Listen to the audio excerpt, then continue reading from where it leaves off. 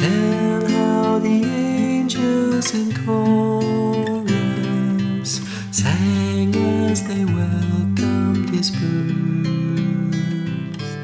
Glory to God in the highest, peace and good tidings to earth. Tell me the story of Jesus. Hello, and welcome to The Detectives. My name is Ian, and today we're going to look at case number 7 in the life of Jesus, which we are calling Billy No Mates. And when we have learned what happened on this particular day, we will ask ourselves the question, how did he do that?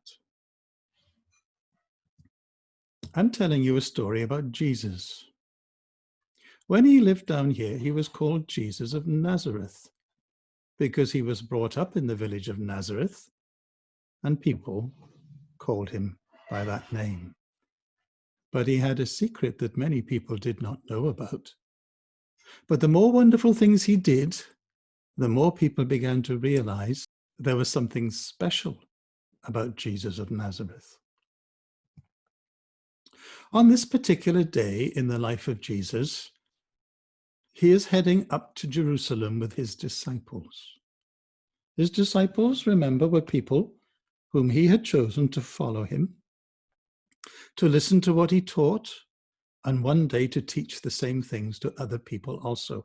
And they are going up to Jerusalem for a very special feast.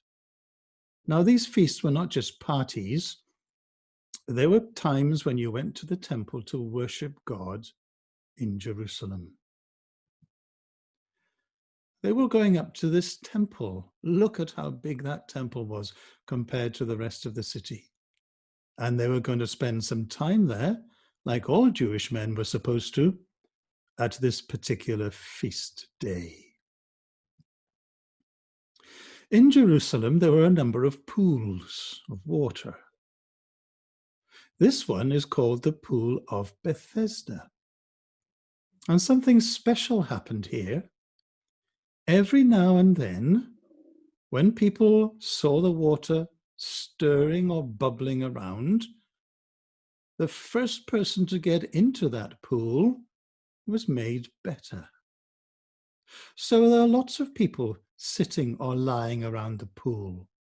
People that were sick, people that were lame and couldn't walk, or deaf and couldn't hear, or blind and couldn't see, and they all wanted to be the first person to get into the water.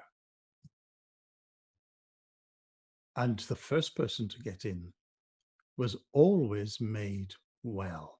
Can you imagine the race trying to be the first one to get in? When Jesus walked past the Pool of Bethesda, he saw this old gentleman sitting, waiting for the water to bubble. The problem was that this old gentleman had no friends. That's why we've called him Billy No Mates. And he had no family to look after him.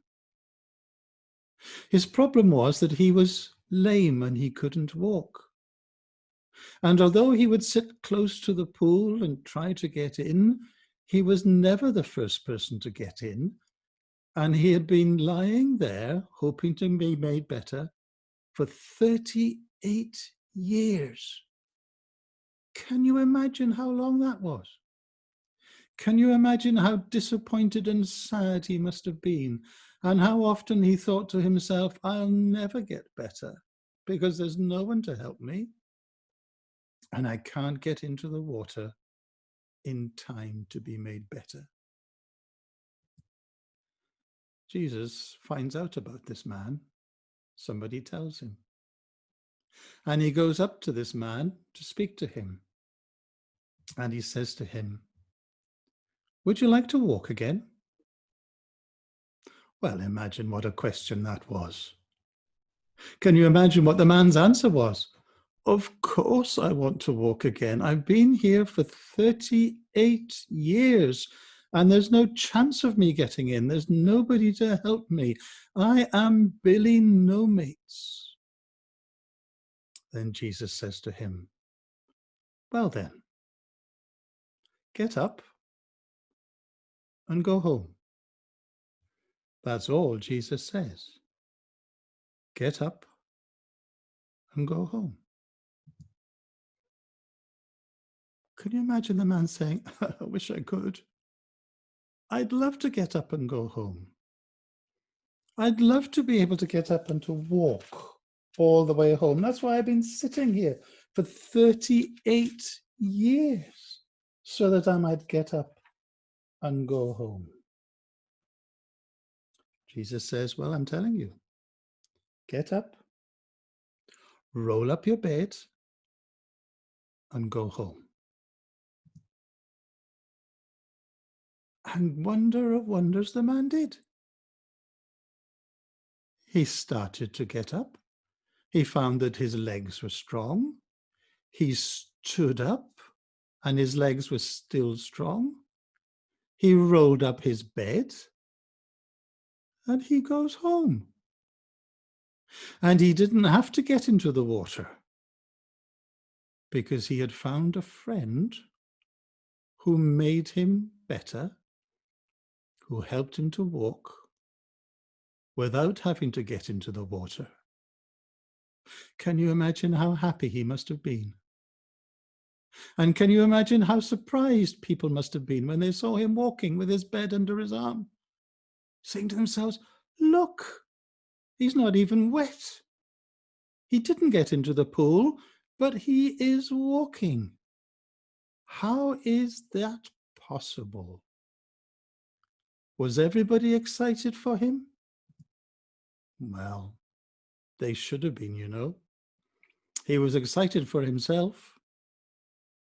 But there's always somebody who wants to complain. There's always somebody who wants to criticize. And these men heard that he was walking. Not just that, you're allowed to walk, but they heard that he was carrying his bed home. But he wasn't allowed to do that day. You see, Jewish people were allowed to work 6 days a week, but on the seventh day, which was called a Sabbath day, a day of rest, you were not allowed to do any work at all. And to these men, carrying your bed on the Sabbath day was working. So they said to him, what are you doing carrying your bed home today? Don't you know that this is the Sabbath day? Don't you know you're not allowed to do that? And the man said to them, well, I don't know what day of the week it is. And the one who made me walk said to me, stand up, roll up your bed and walk home. So I did. And they said to him, what was the name of this man? Who was he? We'll soon sort him out. And the man said to them, I don't know what his name was. He was a stranger. He just came up to me and said, do you want to walk? Then get up, roll up your bed, and go home. So I did. I don't know who he was. Well, these men were not happy. But later that afternoon, Jesus comes to the temple. Remember, he was coming to the feast day, and he sees the man there to celebrate the feast. For the first time for 38 years, he's there to celebrate the feast.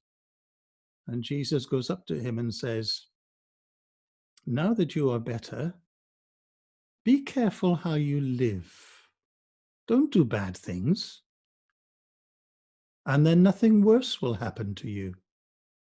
What a kind thing for Jesus to say. But now that the man recognizes him and knows who he is, he goes to these men and says, I tell you who made me better. His name was Jesus. This Jesus of Nazareth. He's the one who told me to get up, roll up my bed, and walk home. And these men are annoyed with Jesus.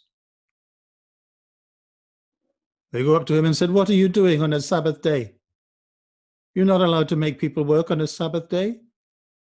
You made that man walk home and carry his bed on a Sabbath day. What are you doing? That's the wrong thing to do. You're a bad man." Jesus says to them, "My Father has been working from the very beginning of time, and I work too." In other words, he says, I'm allowed to do these things on a Sabbath day. Well, who was his father who had been working from the beginning of time? It wasn't Mary's husband, Joseph, because he wasn't Jesus' father. He was his stepfather. He said he would look after him. Who did Jesus mean when he said, "My Father has been working since the beginning of time"? He's meaning God. In other words, Jesus is saying to this people, my Father God has been working and I am working. And it doesn't matter whether it's a Sabbath day or not. I will look after people on a Sabbath day. So these people say, you're not allowed to say that. You make yourself equal with God? We're going to have to stop you.